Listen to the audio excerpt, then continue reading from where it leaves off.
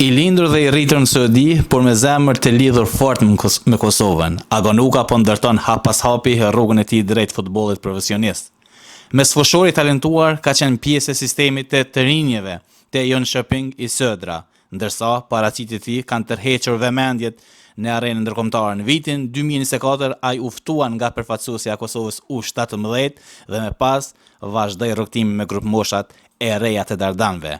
Pavarësisht se është zhvilluar në futbollin suedez, Agoni ka zgjedhur ta lidhë të armën e tij me fanellën e Kosovës, duke treguar se për të origjina dhe përkatësia kanë një rëndësi të veçantë. Sot do flasim për rrugtimin e tij, sakrificat, ëndrat, zgjedhjen e Kosovës dhe objektivat që ka për karrierën në vitet në vijim. Si ka nisur rrugtimi yt në Södra, Jönköping i Södra? Mirë valla mirë, ako mis prej që jam 15 vjetë që i kom posë e kom mis, tani luva una 19 qatë, tani më qunë natë të ekipi parë. Okej, dhe më një pjesë ke lujtë edhe të A-laget. Po. Shumë mirë, na dim që ti e përfaqëson Kosovën, je 11 në Kosovë, si ka qenë ai momenti ku i ftu për herë të parë me Kosovën? Ka një ndjenjë, s'ku mujt me përshkru heq, kur e kom vesh fanellën e Kosovës, e më kam ftu. S'ku mujt me përshkru heq. Dini pa përshkrueshme, të kuptoj. E dim që jemi të emocionuar ndoshta kur flasim për Kosovën, por realisht janë do gjëra që na ndodhin neve. Ty vitin e kaluar ka ftu edhe Suedia. Por ti vendose ta zgjedhësh Kosovën këtë rast. Pse? Se zemra rej për Kosovën, e jo për Suedi. Edhe pse ke lindje e rritë në Suedi, pra. Kjo është e bukur, pra, shikues të nderuar. Agoni, edhe pse është lindur e rritur në Suedi, ka vendosur ta përfaqësoj fanellën e Republikës së Kosovës. Kush ka qenë personi i parë që ka ndikuar te ti të marrësh rrugën e futbollit? Baba janë. Baba, si gjithë trinjët shqiptarë ku do andej. Mirë. Për shembull ti nesër, secili futbollisti ka ëndrat e veta të shkojë lart e më lart. A dëshiron të mbetësh këtu në Allsvenskan apo një nga ligat më të mëdha në Evropë? Ma kësha thonë në La Liga, kësha thonë. La Liga? Po, në Spanë. Në Spanë. Të luash për? Realin ose Barcelona, sa gojë heq. Ani, kjo është e bukur. Domethënë, qëllimet e tua janë të arrish majtë e futbollit, nuk ka rëndësi se për kë luan. Po idolli juaj? Kush është idolli toj që do më shumë ti? Ronaldo. Ronaldo. Cristiano Ronaldo. Me qenë se përmend Real Madrid në Barcelonën, a është një ditë ëndër më e madhe për ty të luash kampionat botror me Kosovën, a të luash për Realin në Barcelonën? Ma kësha thonë me Kosovën. Me Kosovën, ëndra jote me Kosovën. Ne e dim se ju pak ko ti tash e bani transferim të ri nga i Södra te Husqvarna. Pse zgjohë Husqvarnën?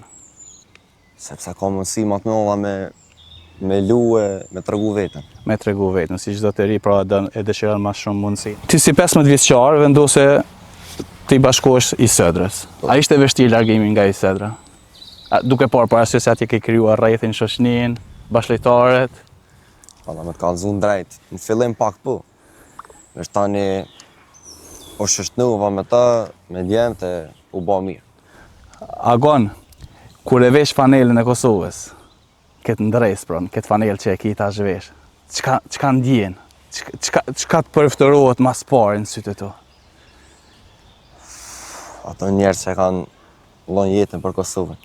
Dhe më thonë qëllimi, kjo është e bukur sepse si që dim kanë kontribuar shumë njerëz derisa Agoni e ka vesh këtë fanelë, ka breza që kanë kaluar që ne t'jemi dhe t'kemi një përfaqësuese tonë, pra. Po, okej, Agon, një pyetje shumë të vështirë për ty, po shpresojmë ta kalojmë. Mbylli syt. Okej. Veç 10 sekonda, edhe shehe veten duke luajtur në kampionat botror me Kosovën. Okej. Edhe ku në ato momente ku na e kishe dediku këtë sukses?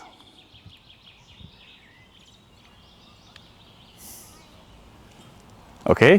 Okej. Mirë. Ku na e kishe dediku këtë sukses të kampionatit botror? Alloj Bobit. Babit. Bobit edhe nëndit. Pra prindrit tanë, si që dim, jo vetëm të Agonit, po shumë prindër që kanë dalë, kanë sakrifikuar shumë jetën. Në diaspor kanë bërë mos që fëmijët tonë të rritin dhe të kthehen ditë në Kosovë dhe të kontribuojnë për shtetin e Republikën, ashtu si edhe prindërit e Agonit në këtë rast duke ja dedikuar gjithë suksesin familjes Agoni.